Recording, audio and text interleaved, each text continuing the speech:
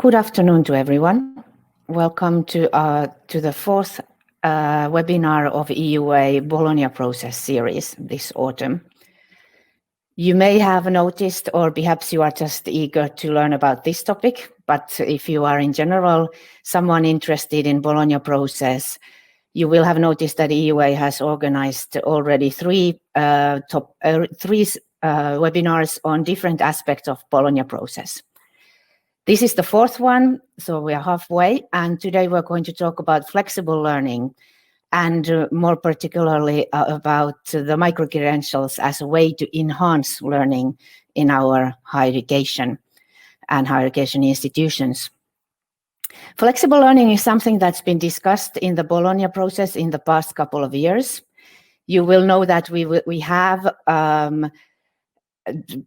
done degree structure changes in many of our European countries in the past decades. And the question is, if the idea is that the future of higher education is a flexible one, how can we fit these two concepts together? What if in the future we will have students and learners coming in and going out from our universities? Perhaps they don't want to go through a full degree. They need upskilling and reskilling at a quicker space. How can we accommodate it? And in this context, micro-credentials have come up as a means to promote more rapid responses to our societal needs. So today, our aim is to discuss what are micro-credentials, what is the status of micro-credentials, and how do they fit into the higher education frameworks that we have created. And I think we have quite a nice lineup, and I will come back to that in a short while. In the meantime, a few practicalities. So I see that many of you have already found the first way to interact with us, which is indeed the chat.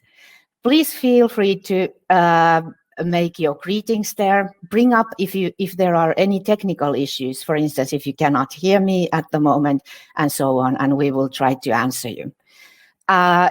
Also, you can make other kind of remarks there and discuss with the other participants and bring up, for instance, for your case studies about the micro-credentials in the chat box. But then you will see on the right side of the screen, there is also Q&A section.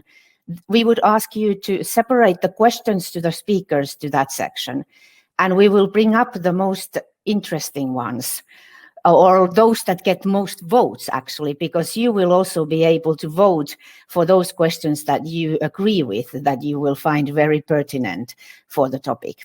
So chat for a general discussion and the Q&A section for the questions to the speakers. That will help us to see them better. Then, who are our speakers? I'm very glad to have our panel here. Even if at the moment you can only see, for technical reasons, you can only see two of them here with me, but the third one will join, I assure you. So we will start with my colleague at EUA, Elena Kirlan, who is a policy and project officer who led the work on a study that we published last month, that she will be basing her overview of the situation of micro-credentials to.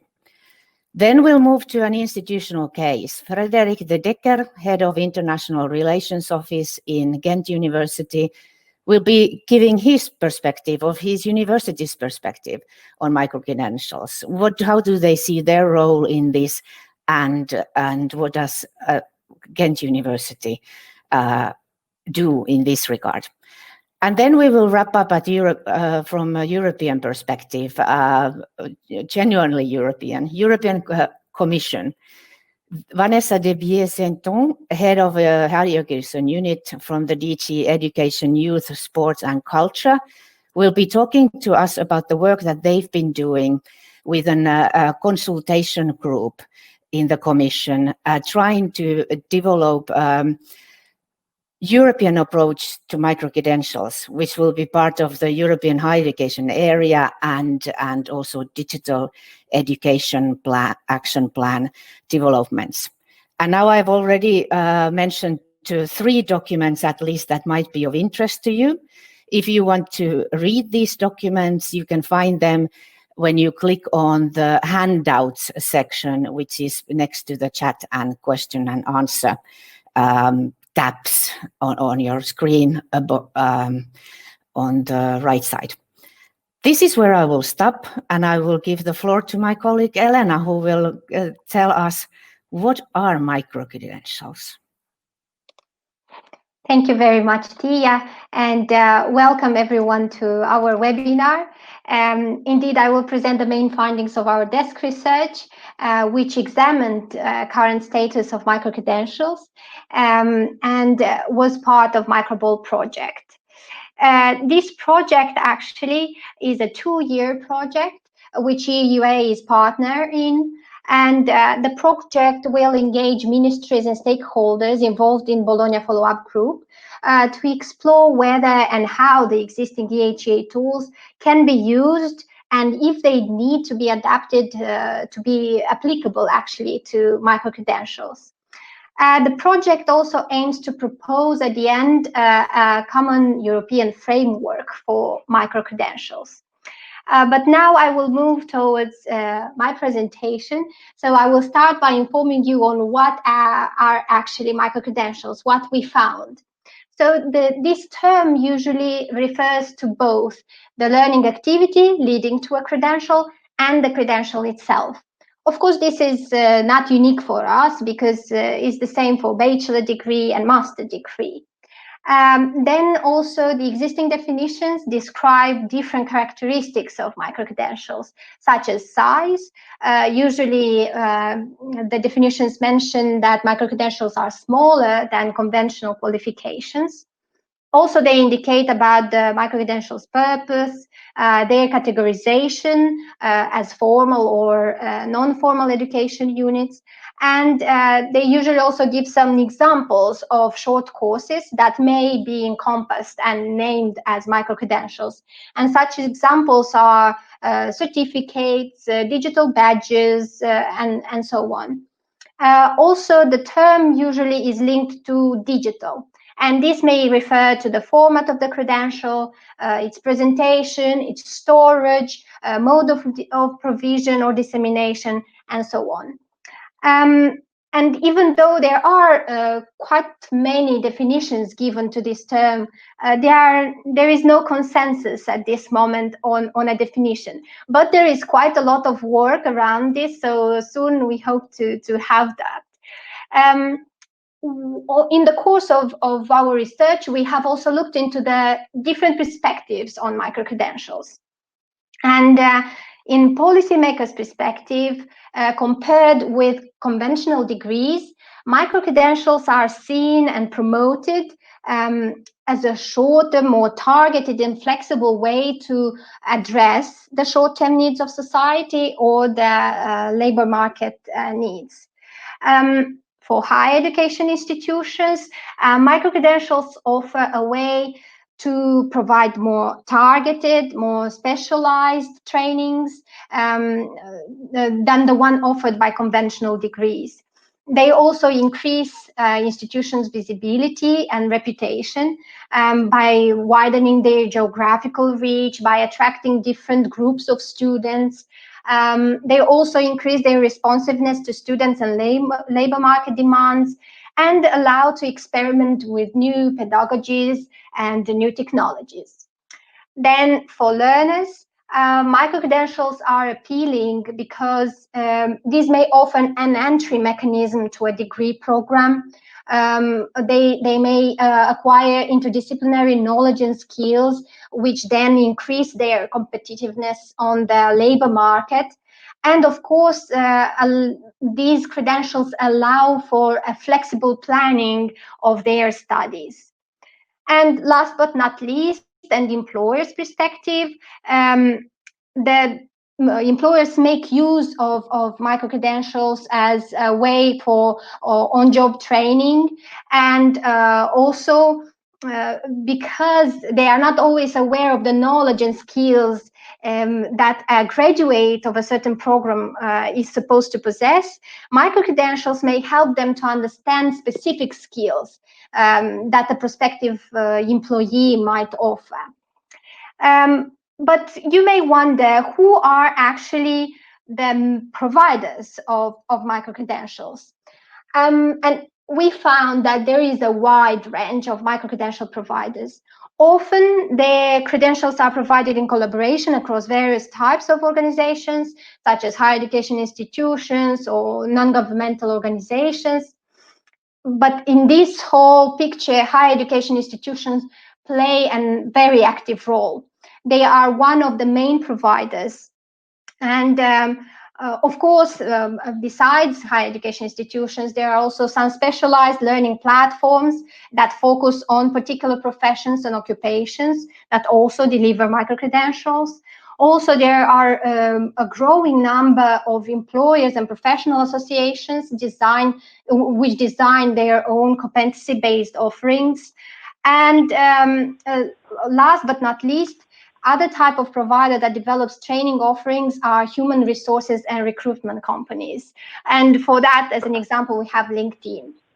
Higher education institutions provide credit-bearing micro-credentials, at the end of which a student would receive credit points, and non-credit-bearing micro-credentials. And micro-credentials can be separate learning modules, which can then be stacked or accumulate into a larger credential.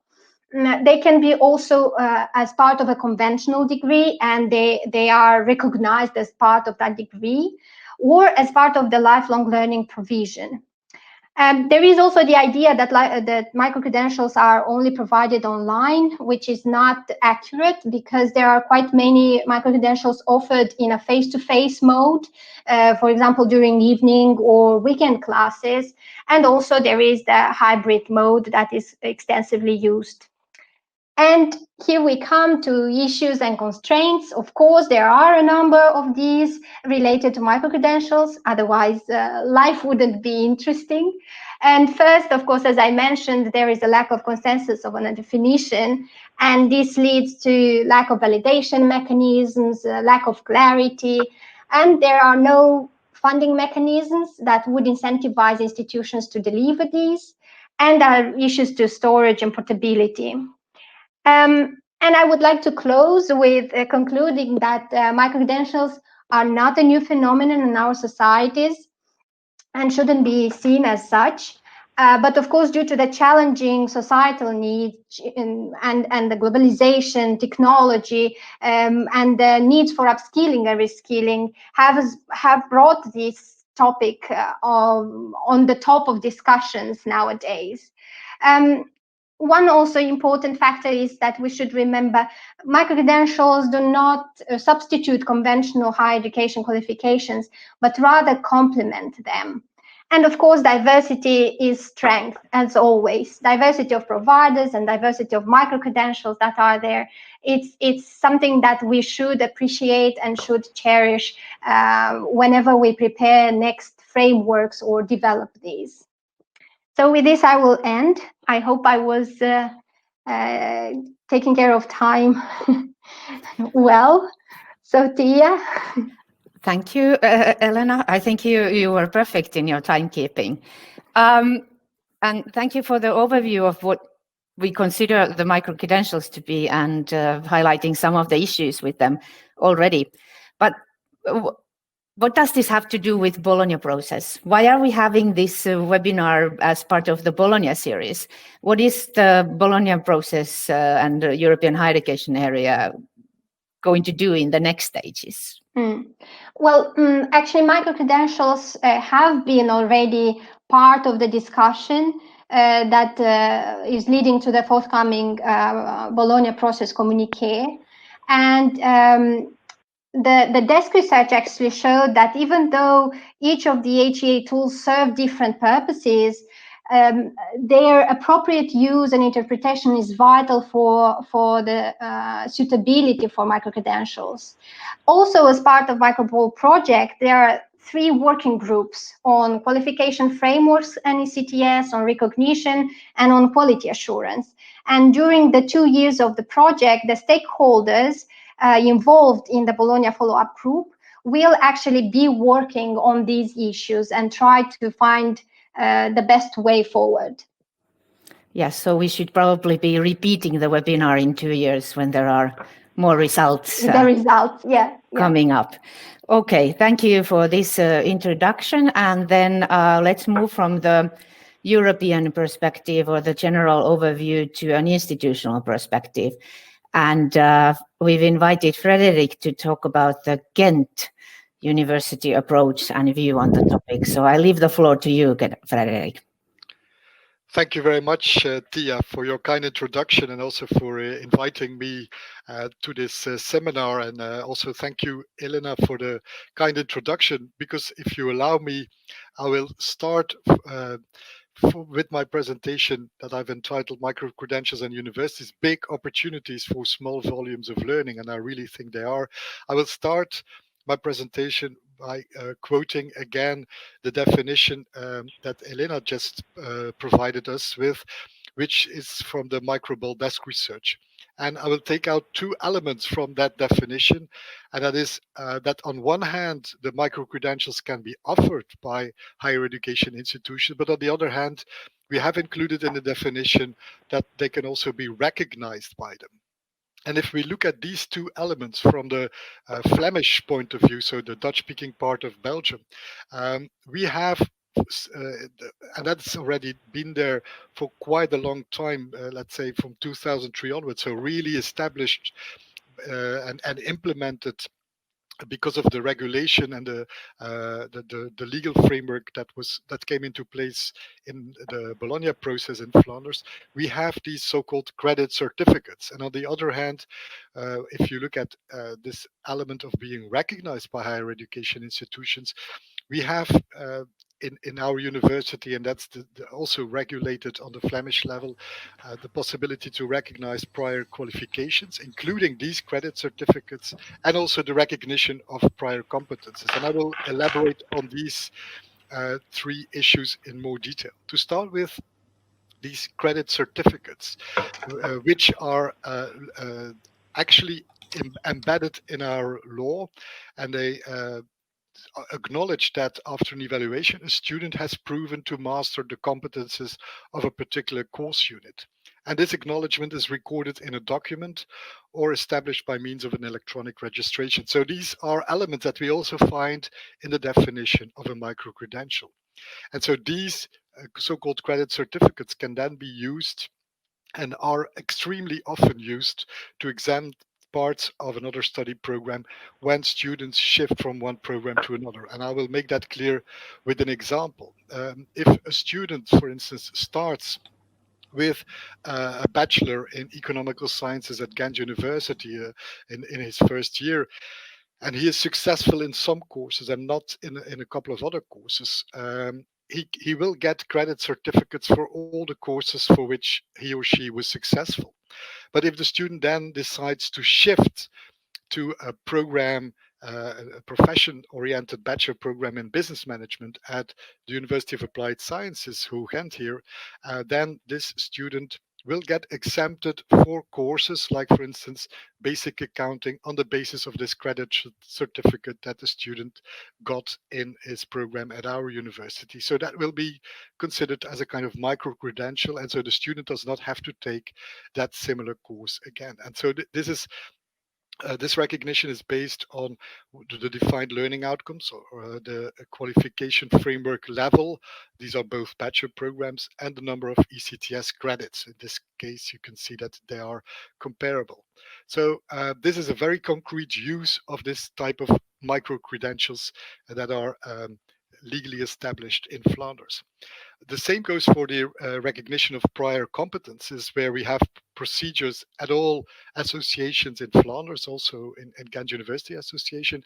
And so based on an assessment of an applicant's competences, he or she can get a certificate of competency that can again then be used to get exemptions of courses in the same way as I just explained. So also based on this type of assessment of previously acquired competences, students can also get exempted. Such a legal framework offers quite a lot of possibilities to go one step further, and we see more and more Flemish institutions taking taking that opportunity and making good use of that. What they do is they bundle together a number of these courses for which students get credit certificate, and they advertise that as a kind of micro degree. And I will make this concrete with an example of the colleagues of Hogeschool Ghent, University of Applied Sciences, where they have a number of these micro degrees, and this is an example in sustainability. I'm sorry, they only advertise this in Dutch, but you will see the system. And it's a program where the students follow a number of courses. In this example, it's about 48 credits in total. And if they are successful in that, they get a specific micro degree for this. But on top of such a possibility, this legal framework also gives us, and we at Ghent University are setting up a system to support that we want to validate student societal engagement, because we can offer our students a kind of certificate of competency for that, or an online badge to really prove, and that's also a kind of micro credential, because it also proves that students have been able to become competent in a certain field because of this societal engagement. And we are setting up that system because we really think that this type of alternative ways of learning have to be also supported by traditional universities. The advantages of such a legal framework and of the way in which we at Ghent University and in the Ghent University Association have put this into practice is quite obvious.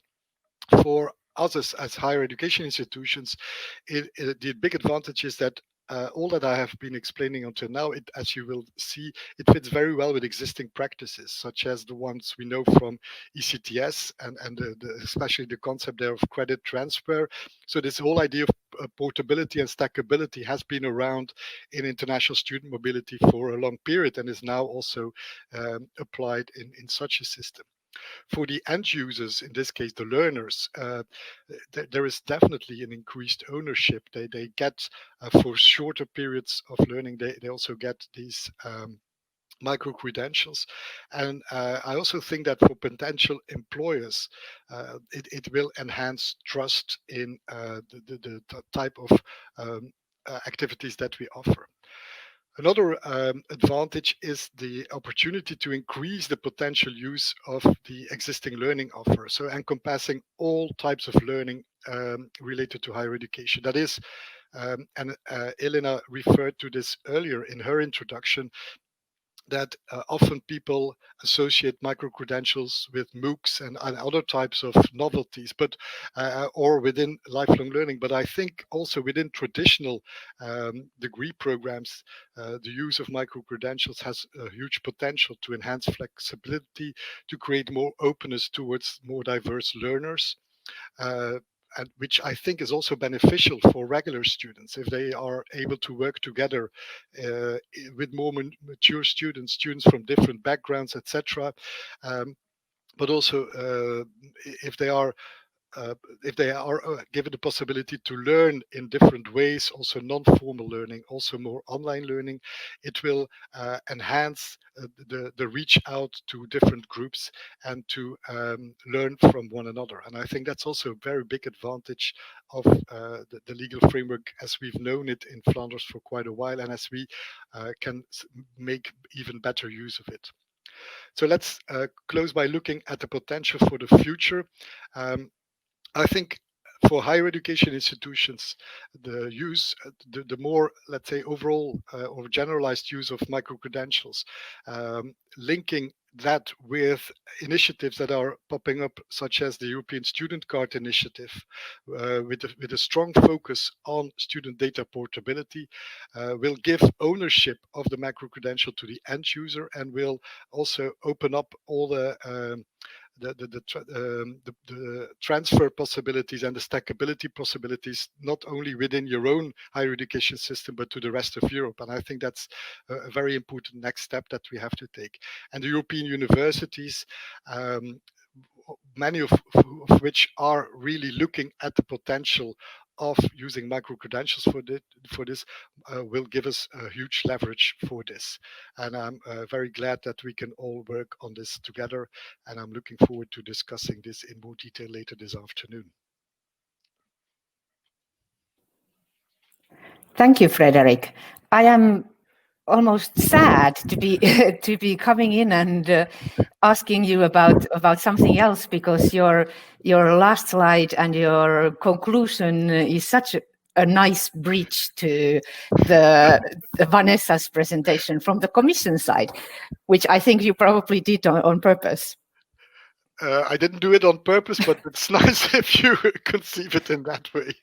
Yes, but we did invite you to talk here from a university perspective. But I would have one kind of a bit of a side question here.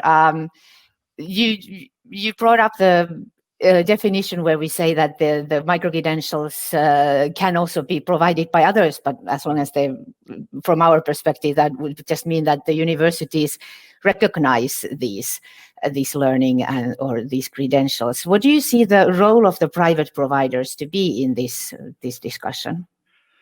Well, indeed, as you said, Tia, higher education institutions also need to be able to recognize what has been provided with by different providers on the different, that can be private providers or also other non-governmental organizations and so on.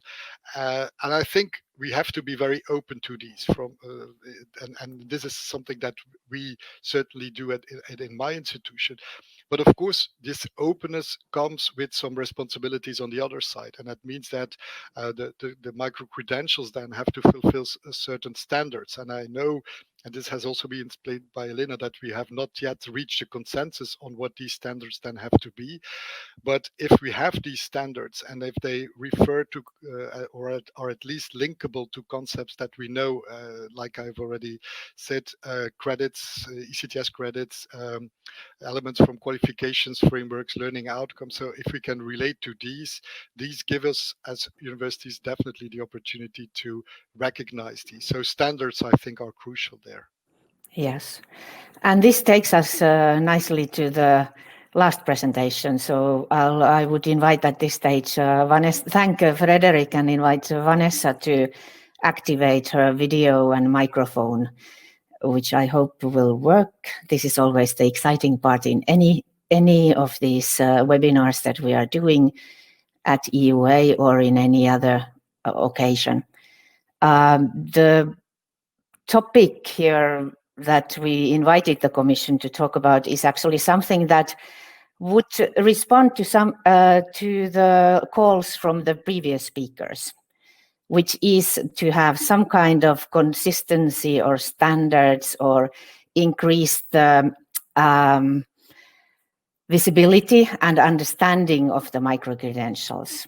And I can see that we're trying there is a configuring of settings, at least on my screen. Maybe that is something that the participants also seeing. So something seems to have now gone wrong while activating the video. It is loading. Vanessa. Yes, can you see me and hear me? Yes, yeah, I can. Just in time. Yes. So you may have noticed that our previous speakers did say that we would need some kind of standards or some kind of a framework for this, for really to be able to use micro-credentials in a larger scale. So I'll let you explain what the Commission is planning here in this regard. Yes, thank you very much, Tia. So indeed, this is a joint initiative of two commissioners, Commissioner Maria Gabriel in charge of education and training, as well as Commissioner Schmidt in charge of employment, and they together have a joint agenda to come up with a European approach to micro-credentials. So what is the objective of this European approach? Before answering your question, Tia, just to mention that it's an initiative that is very high on the European political agenda. We already announced it back in July on the skills agenda, and we have further elaborated on it in the recent communication to achieve a European education area by 2025, and it was published on the 30th of September. It's also linked with the Digital Education Action Plan and with the European Student Card Initiative, as mentioned by Frédéric a moment ago, and I will explain how this links. And of course, we will support it and this important agenda with the future programs that are under negotiations right now.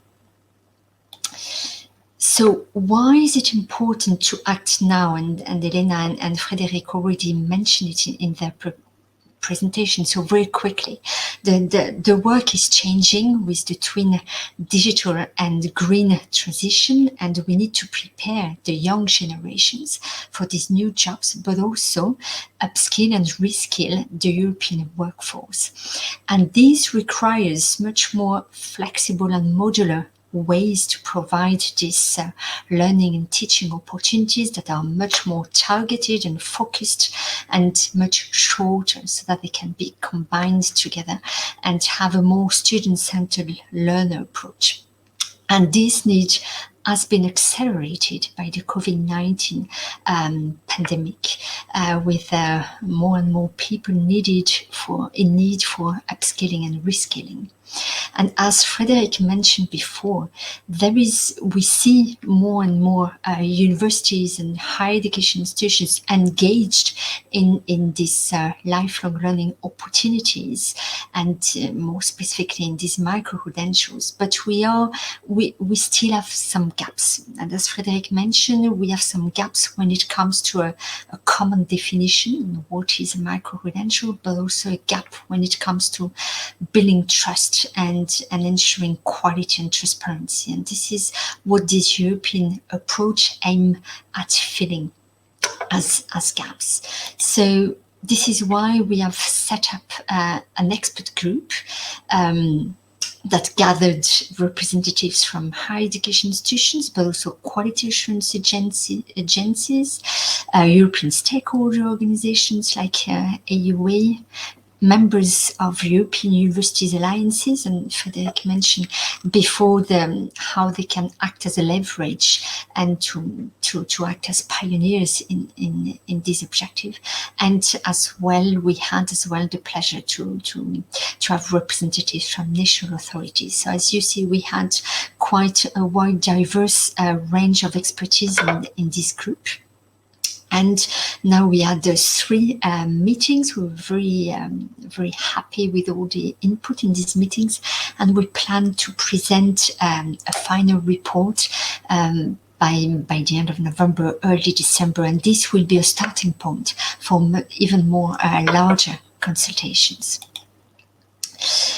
So Frédéric mentioned and showed a definition that has been devised and come up in the context of the Erasmus Plus MICROBOL project, which has been looking at it from a higher education perspective.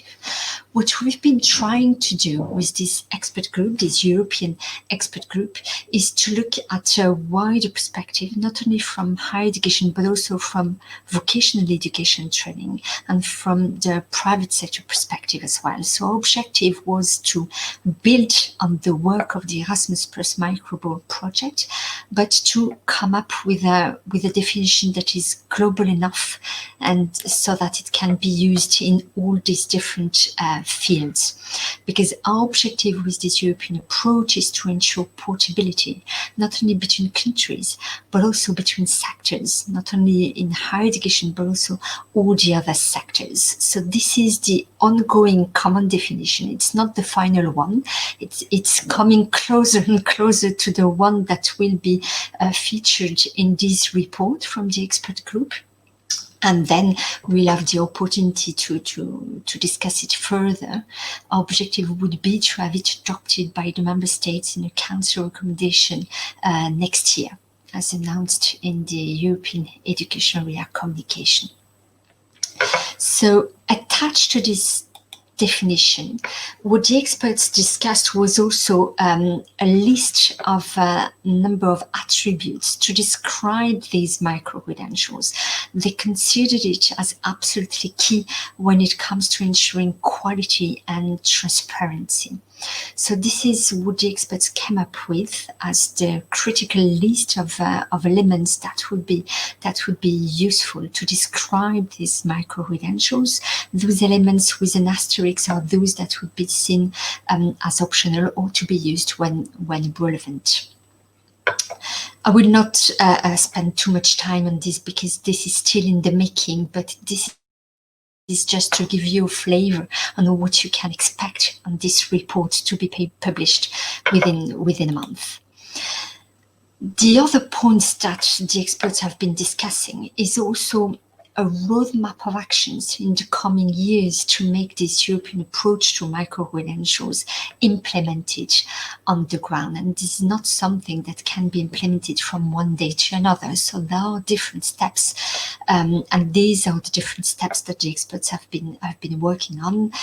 This is only again a flavor of it, but it will be presented in a much detailed and thoroughly way in the final report. But as you can see, the experts will propose a common definition to be further discussed, so that hopefully it could be adopted through a council recommendation next year. They have been as well looking at quality, but also quality assurance, and we discussed with the expert group, building on the Erasmus Plus micro project, but also other European projects. We've been discussing as well we can build basically, especially when it comes to higher education, on all the Bologna instruments. But sometimes what we've seen is that higher education institutions do not always know how to implement, for example, the ESGs or other tools, how to implement them specifically to micro-credentials. So this is why the experts propose to have some guidelines to explain how these could be used, and before the MICROBOL project ends, and maybe propose some adaptations to the Bologna instruments themselves. And this is also valid when it comes to recognition. On top of quality and recognition, we also discussed the storage, and Frédéric touched upon that. We are working closely, obviously, with our colleagues from DG Ample, who have released a completely revamped version of Europass that includes digitally signed credentials. So this is I would say the European instrument to store all these credentials and micro-credentials. Especially for those, for everyone basically. But as Frédéric mentioned, it's important to link it as well to the European Student Card Initiative. So meaning the students who will go and learn abroad and who will use this European Student Card Initiative, it's important that then all the information stored there can also be visible in Europass. And this is what we are working on at the moment. And of course, on top of these actions at European level, then we need to ensure the checkup at national and institutional level. So for this, we need the support as well from national authorities. And we will, as I mentioned before, provide Erasmus Plus support as well. So these micro-credentials and more broadly, the lifelong learning objective when it comes to higher education will be a key priority under the next Erasmus program, but also a key priority when it comes to the structural funds to provide support to higher education institutions in piloting these micro-credentials. And of course, the European universities, well, you know that we have more than 280 higher education institutions across Europe involved in this European Universities Initiative, and many of them have lifelong learning reskilling and micro-credentials at the core of their strategy. So they will be important. They will act as role models, I would say, to pioneer this objective and help all the others with what they have learned from this experience. So this is what I wanted to say today in a nutshell. So of course these experts have taken on board all the work that has been done so far in the context of Erasmus Plus project, but also beyond. We have experts that have expertise that are working with Australia, with Canada, so that was, and OECD as well. So that was very, very enlightening.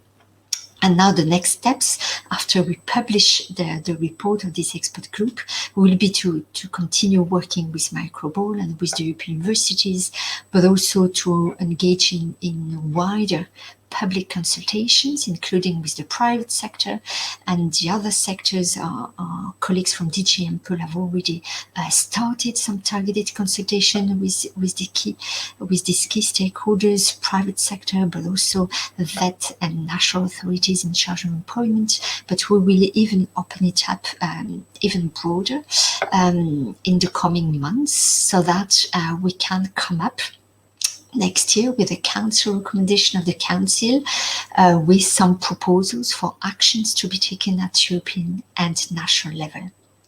So thank you very much, Tia, for giving me this opportunity to present this collective work that we're doing together. Thank you. Thank you, Vanessa, for the presentation, which I'm sure raised more questions and made it even clearer that there will be work done in the micro-credentials in the next couple of years. I do hope that our audience noticed that the link you made in the next steps to different Bologna Process initiatives, the MICROBOL, but also the ministerial conferences. So our understanding is that the aim is to find synergies between the two processes and for them to work together. So we're not developing several different kind of approaches. No, absolutely not. You're right, Tia. So indeed, what the 48 delegations in the context of the Bologna process are working on is a new vision for the next decade for Bologna. And we're very happy that in the latest draft that we've seen from this communique, we've seen that making education training much more student-centered, much more modular, flexible, including through micro-credentials, is part of this communique. Now, our objective is to contribute to the implementation of this communique.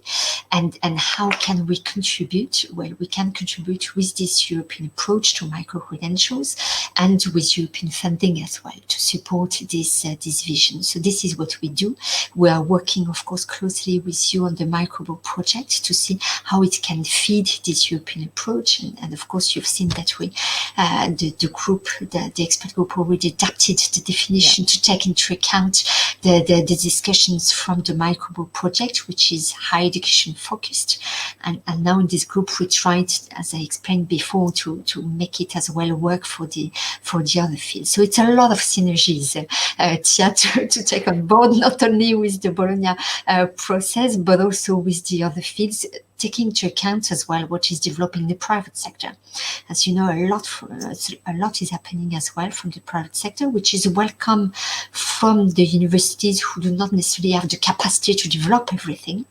But now our objective is also what kind of best support we can provide to make sure that these synergies and this cooperation is happening, to ensure as well quality and transparency from what is developed on the side of the private sector as well. Yes, this is the point where I would also ask Elena and Frederick to come back, but there was a question in the chat that can we see these micro-credentials also as a response from the universities to the private providers? That is this a area where we're trying to say to the private providers, this is something universities will do? How do you see this, Vanessa? Or is the idea that everyone will do micro-credentials and offer them, but we're just trying to have some framework in which all the providers Exactly. So we believe that higher education have a key role. Also because we have all the instruments to ensure the transparency, the quality, etc. So this is why our objective is to really provide support and provide a framework so that we can incentivize the checkup and the quality of it. But of course, in synergy with all the other fields and with the private sector as well. And we know that quite a number of universities, not only those involved in the European universities, but also others, have already strong cooperation with private sectors. But what we hear from all of them is that we need a common framework. Otherwise, it goes in all the directions, which makes this recognition very, very difficult. And this is what we are aiming at answering with this European approach. There was about the recognition. Oh, Elena. Yes, indeed. I was just about to make also a point that indeed universities cooperate very much with other organizations when they provide micro-credentials already. So this is not something that will start just now. It's something that already happens. If I may add something to that, I think even one step further, that this whole discussion on micro-credentials and this idea of offering some framework will also give a kind of extra boost to the recognition of non-formal and informal learning, which has been around for I think more than 2 decades now, if I look at our own legislation, but has never been taken up to a large extent. And I think this focus could also really be beneficial for this process, because of course work-based learning, voluntary work and so on also gives ample opportunities for learners to gain competences. And I think if we have this structure in place, that could really facilitate that kind of learning as well. I think there was a question that I think came during your presentation, and you gave some examples, Frederic, about the recognition of some courses, and there was a question about whether the recognition is automatic. And this is also something that's been discussed in more general, but maybe Frederic, you can mention how it works in your case, and then the other colleagues can say, is it realistic that we will start having a automatic recognition of micro-credentials? Yeah, at this moment, it is not automatic. I mean, there is indeed always a check, and they take into account, as I said, the regular elements such as the volume, and so with how many ECTS credits, the learning outcomes, the level of the qualification to which the micro-credential, or the level of the micro-credential in itself, and so on. So all these elements are taken into account. Of course, we work with precedents. If many students have made the same transition from one program to another, that's a kind of precedent that is then used to make it more smooth for others that make this transition. But it's at this moment, it's not automatic. It's based on these principles. Elena, or Vanessa, maybe you go first. No, but of course, our objective as well with the European approach is to really foster not only the checkup, but also the transparency, the quality for a much smoother recognition. And we hope that one day we can achieve this automatic recognition as well. As you know, we're working hard as well on the automatic recognition of what is not micro. But we hope one day we can reach the same for the micro as well credentials. Sorry, Elena, you wanted to speak as well. Yes. Well, currently there is automatic recognition when micro-credentials are offered as part of the degree and when they are embedded in the degree. But when not, then here comes the issue of automatic recognition. As already said by Frederic and Vanessa, it all depends on the transparency and the information that is provided by those that offer micro-credentials, because there are some who are very clear on what learning outcomes the learners would obtain, how many credit points, if they can offer those. But there are others that do not. So that creates quite a lot of issue for the learner and for the institution that would need to recognize.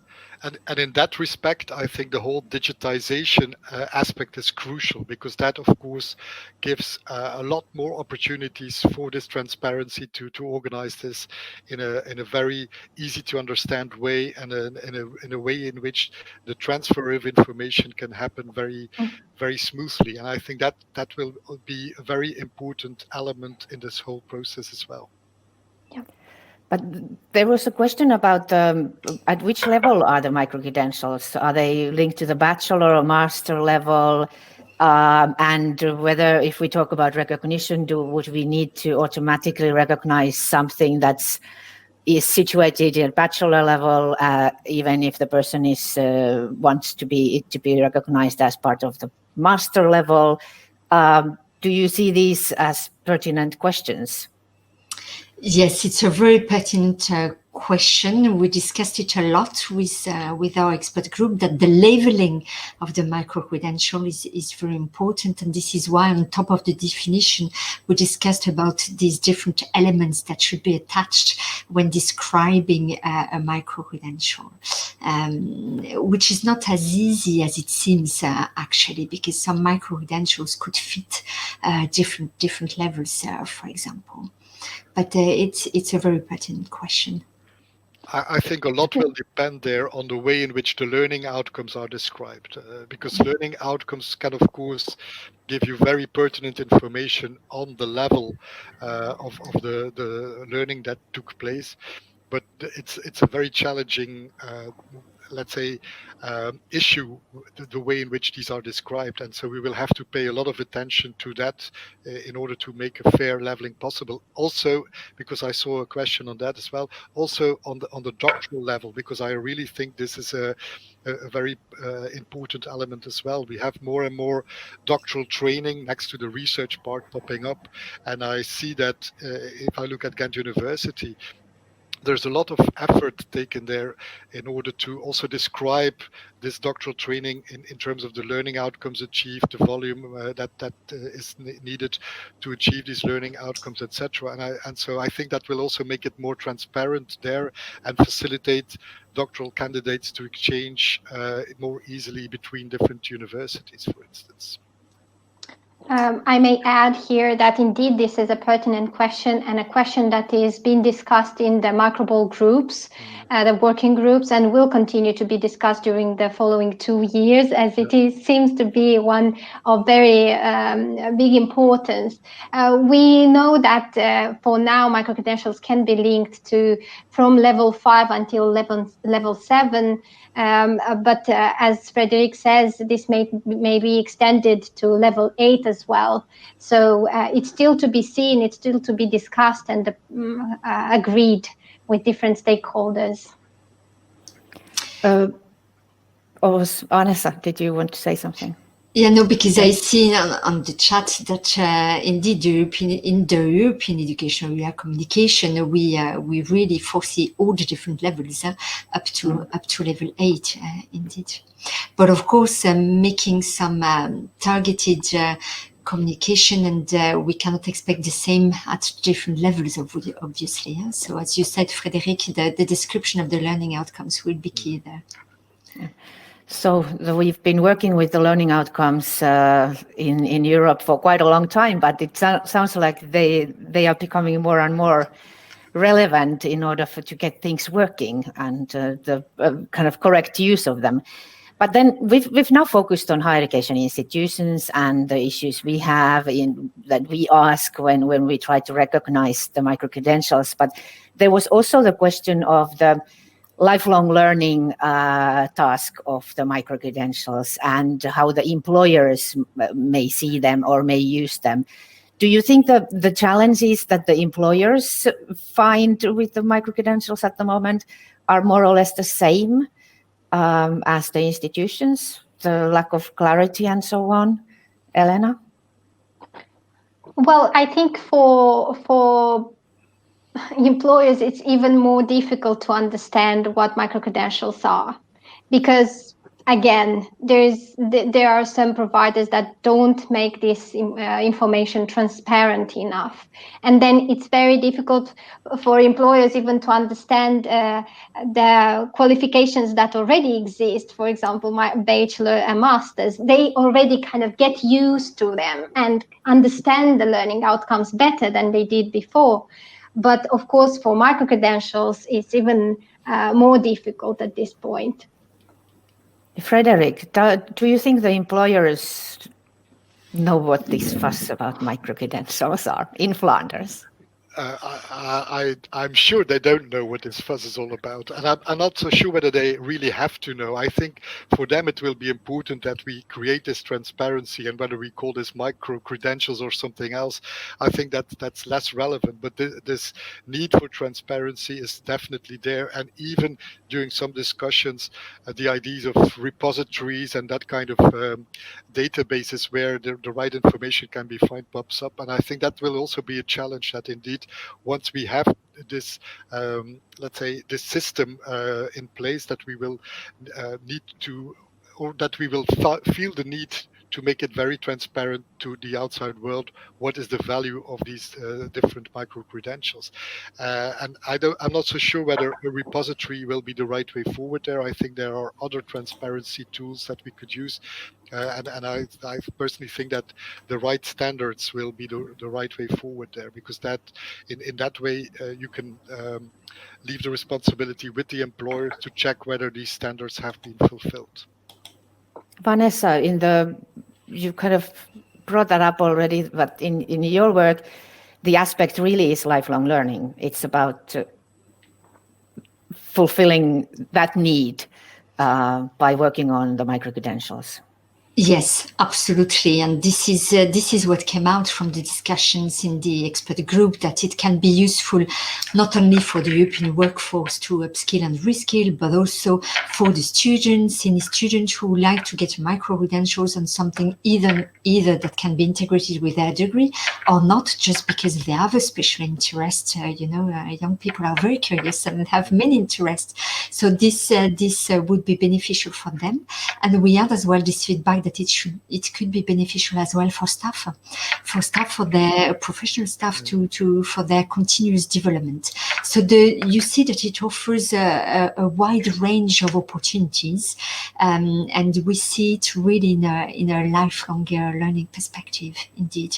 And with this student-centered approach as well, that everyone is really responsible for their own training and lifelong learning training as well. So I like very much what Frederick said when it said that the micro-credential, every people is responsible for their own micro-credential, how much they want to share, how much, how transparent they want to be with it. Yeah. If I may add something from a traditional university's point of view, I really see that the lifelong learning debate is getting very high on the agenda of my own university, because there is a big push there from society, and I think this whole debate will allow us to take lifelong learning from a traditional university point of view more seriously, to invest more in its quality, but also in the transparency of what we do in the framework of all these post-education elements, because there has been a lot on offer for the last decades already, but it was not always easy to really put your finger on what is it about, what is the level of that, what does it bring as added value to the learners. And I think this whole movement that we see now will certainly enhance the quality of this whole lifelong learning offer that universities are investing in right now.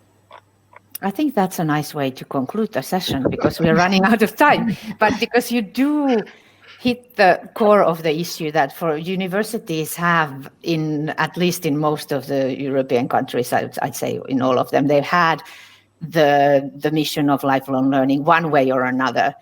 Part of this discussion in the next 2 years will be how to make that visible and give it a framework where we can have a proper dialogue about it and just really make it known to the society, rather than it being done in a little bit in the sideways, everyone in a little bit different way.